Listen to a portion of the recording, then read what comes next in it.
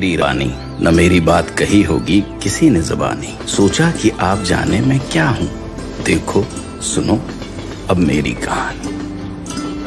मैं यमुना पुल, यमुना नदी के ऊपर प्रयागराज से नैनी के बीच बंधा हुआ हूँ। 15 अगस्त 2021 को मैं 156 वर्ष का हो जाऊंगा। इस पुल ने आज़ादी से 82 साल पहले ही 15 अगस्त की तिथि को बहुत महत्वपूर्ण बना दिया था, क्योंकि इसकी शुरुआत 15 अगस्त 1865 में हुई थी। 156 वर्ष की आयु में भी मैं रेल की सेवा में तत्पर हूँ, उसी दृढ़ता और मजबूती से जो मेरे जन्म के दिन था। मेरे जन्म की कहानी भी अद्भुत है। वैसे तो यमुना नदी के ऊपर मेरे निर्माण की योजना अंग्रेजों ने सन 1855 में ही बनाई, पर 1857 के स्वतंत्रता की पहली लड़ाई की वजह से प्रकल्प रोक दिया गया। उसके पश्चात गवर्नर जनरल लॉर्ड कैनिंग ने मुझ पर काम रोक दिया।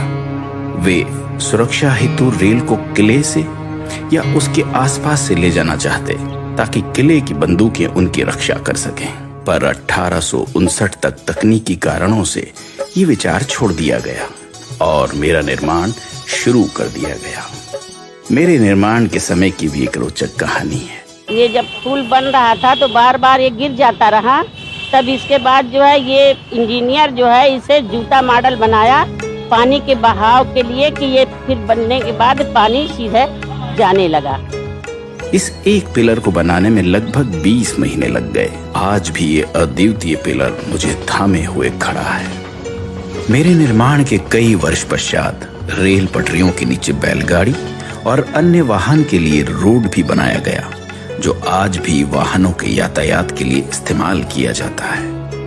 मेरे निर्माण के समय मुझ पर एक ही पटरी चलती थी, पर यह रेल इंजीनियर्स की दूरदृष्टि ही थी कि जब 50 वर्ष बाद दूसरी पटरी बिछाने का निर्णय लिया गया, ढांचे की मजबूती इतनी थी कि बिना कोई बाधा दूसरी पटरी बिछाई गई। मेरे ऊपर चलती ट्रेनों ने न सिर्फ इलाहाबाद को नैनी से जोड़ा, उत्तरी भारत को भी पूर्व भारत से जोड़ दिया।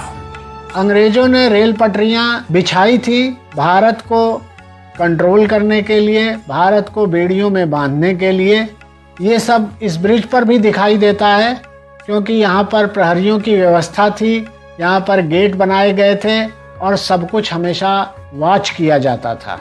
गौ घाट यानी इलाहाबाद की तरफ और दूसरी छोर नैनी की तरफ एक वक्त में गेट लगे रहते, और जो ट्रेनें गुजरती उनसे टोल वसूल कर ही मुझ पर चलने दिया जाता। भारतीय रेल ने इन गेट्स को उखाड़ फेंक दिया है। ऊपर रेल, नीचे रोड, उसके नीचे यमुना पर बोट, ऐसे एक साथ 3 विभिन्न यातायात प्रणाली मेरे सौजन्य से चलती है।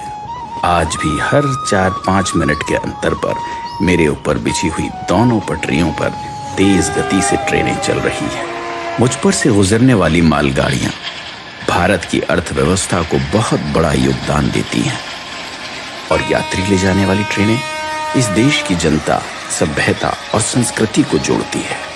ये रेल कर्मियों की तत्परता, मेहनत और निष्ठा ही है कि लगातार 156 वर्ष से मेरी देखरेख और रखरखाव में कोई कमी नहीं आई और मेरी देश सेवा बरकरार है। नैनी ब्रिज एक 900 मीटर लंबा स्टील स्ट्रक्चर है।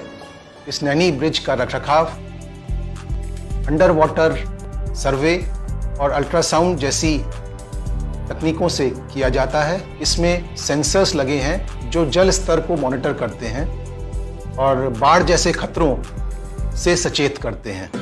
सन 2004 में नए यमुना रोड पुल का निर्माण हुआ और उस पर यातायात शुरू हो गया। हालांकि आज मुझ पर भारी वाहन नहीं चलते, छोटे वाहन और रेल से प्रयागराज और नैनी को मैंने ही सुचारू रूप से जोड़ा हुआ है। यह पुल भारत का तथा भारतीय रेल की विकास यात्रा का पिछले 155 सालों से मौन साक्षी है।